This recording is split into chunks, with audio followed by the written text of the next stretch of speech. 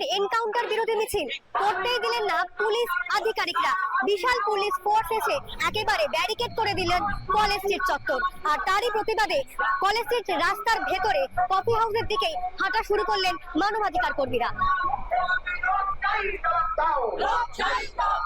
আমরা লালবাজারকে সকাল থেকে জানিয়েছি, লালবাজারের সঙ্গে কথা হয়েছে, প্রায় সবকটা থানার সঙ্গে কথা হয়েছে, কেউ কাউকে আপত্তি করেনি।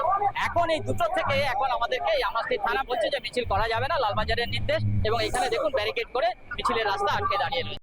বারুইপুর কাণ্ডে একটা ঘটনা ঘটেছে এবং সেই ঘটনার পরে মানে প্রতিবাদটা চোখে পড়ার মতো। প্রতিবাদটা এটাই যে একজন অভিযুক্তকে সে এখনো পর্যন্ত অপরাধী প্রমাণিত নয় আইন অনুযায়ী, তাকে কেন এনকাউন্টার করা হলো। অনেকে একদম দাবি করছে যে এই এনকাউন্টার করা মানে সমস্ত কিছু তথ্য লোপাট করা, যেটা বিগত সরকার করে গেছিল আরজিকর কাণ্ডে। সেই একই স্টাইলে বর্তমান সরকারও এই ঘটনা ঘটিয়ে যাচ্ছে। আমি একটা জিনিস বুঝতে পারছি না যে এই ধরনের প্রশ্নগুলো যে বা যারা করছে তারা সত্যি কি অপরাধের বিরুদ্ধে কথা বলতে চায় নাকি অপরাধীর সঙ্গ দিতে চায়। কারণ যেভাবে এই বিষয়টা নিয়ে অনেক বুদ্ধিজীবী, যাদেরকে বুদ্ধিজীবী বলা হয়, তারা রাস্তায় নেমে আন্দোলন করছে যে বিচারাধীন অবস্থায় তাকে কেন কাউন্টার করা হলো। তো আমি তাদেরকে বলতে চাই, এই প্রতিবাদ সংগ্রাম আন্দোলন কোথায় ছিল যখন একটা বাচ্চার বাবা মায়ের কোলটা খালি হয়ে গেছে, যখন সেই নাবালিকা করুণ পরিণতি হয়েছে এবং জঘন্যতম অপরাধ তার সঙ্গে ঘটানো হয়েছে, নরপিশাচরা যেভাবে ঘটিয়েছে, তখন এই আন্দোলনগুলো আপনাদের কোথায় ছিল, এই প্রতিবাদী মিছিলগুলো কোথায় ছিল।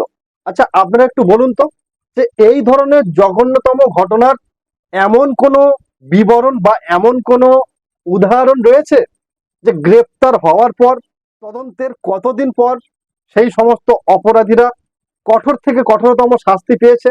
কোনো কোনো ক্ষেত্রে আমরা দেখেছি 3 বছর, কোনো কোনো ক্ষেত্রে 5 বছর, কোনো কোনো ক্ষেত্রে 10 বছরের অধিকও সময় লেগে যায় এই বিচার প্রক্রিয়া চলতে।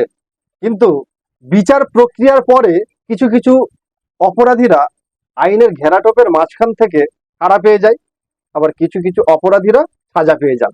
তবে এমন খুব কম উদাহরণ রয়েছে আমার মনে হয় যে বিশেষ করে এই ধর্ষণ কাণ্ডে অভিযুক্তরা খুব তাড়াতাড়ি সাজা পেয়েছে। তো এতে তো আমার মনে হয় খুশি হওয়া উচিত তাদেরকে, যাদের বাড়িতে একটি করে কন্যা সন্তান রয়েছে। আজকের যারা এই যে রাস্তায় নেমে দর্শকদের পক্ষ নিয়ে প্রতিবাদ প্রতিরোধ গড়ে তুলছেন, তারা কি সত্যি একজন বাচ্চার বাবা কিংবা মা? তারা কাদের পক্ষ নিয়ে কথা বলছে? তারা ধর্ষকদের পক্ষ নিয়ে কথা বলছে। এটা ভুলে যাবেন না যে একজন অপরাধী খরচ হয়ে গেছে বলে বাকি অপরাধীরা উধাও, তারাও কিন্তু পুলিশের নজরদারিতে রয়েছে। এটা নয় যে একজনকে খরচ করে দেওয়া মানেই সব প্রমাণ লোপাট হয়ে গেছে। সারা বাংলা দেখেছে তথা ভারতবর্ষের মানুষ দেখেছে, প্রথম থেকে শেষ পর্যন্ত যেভাবে ওই অভিযুক্ত বিবরণ দিয়েছিল, সমস্ত কিছুর রেকর্ড কিন্তু রয়েছে। অতএব এটা গোপন করার কোনো বিষয় নয়, কোনো তথ্য গোপন করার বিষয় কিছুই আসছে না, যেহেতু বাকি অভিযুক্ত এখনো পুলিশের ঘেরাটোপের মধ্যে রয়েছে।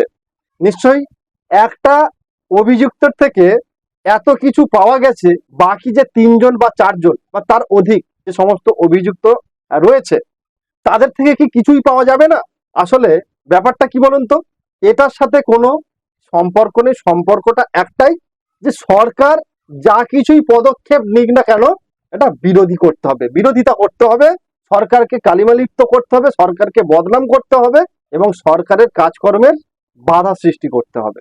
এটাই তাদের উদ্দেশ্য। আমি অন্য প্রসঙ্গে যাব না, আমি শুধুমাত্র এই প্রসঙ্গ নিয়েই কথা বলছি। যারা এই ধর্ষকদের পক্ষে নিয়ে এই কথাগুলো বলছে, এখন বিভিন্ন রকমের আইন কানুন দেখাচ্ছে।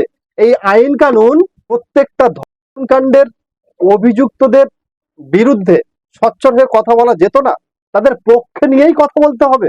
এটা কি ধরনের বিচার বিবেচনা আপনাদের? এবং যারা নিজেদেরকে বুদ্ধিজীবী বলে মনে করেন, যারা সমাজের চোখে বুদ্ধিজীবী, তারা কি এটা খুব ভালো সিদ্ধান্ত নিয়েছে রাস্তায় নেমে দর্শকের পক্ষ নিয়ে প্রতিবাদ মিছিল? এটা আশা করি কাম্য নয়, আমার ব্যক্তিগত মত। এবার আপনাদের মতামত কি সেটা অবশ্যই কমেন্টে লিখে জানাতে ভুলবেন না, এবং দেখা হচ্ছে পরবর্তী কোনো নতুন ভিডিওতে। ততক্ষণ আপনারা ভালো থাকবেন, সুস্থ থাকবেন এবং নমস্কার।